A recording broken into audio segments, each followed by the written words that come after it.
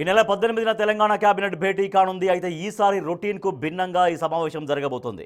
Cabinet meeting ఎప్పటిలాగా హైదరాబాద్లో కాకుండా ఈసారి మేడారంలో నిర్వహించబోతోంది తెలంగాణ ప్రభుత్వం.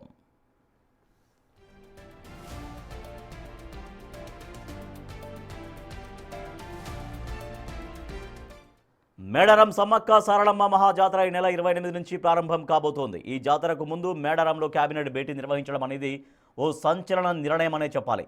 ఈ నెల 18న సీఎం రేవంత్ రెడ్డి ఖమ్మంలో పర్యటించనున్నారు. మున్సిపల్ ఎన్నికల ప్రచార సభలో పాల్గొని అక్కడి నుంచి సీఎం నేరుగా మేడారానికి చేరుకుంటారు. కేబినెట్ భేటీ తర్వాత అక్కడే బస చేయనున్నట్లు సమాచారం.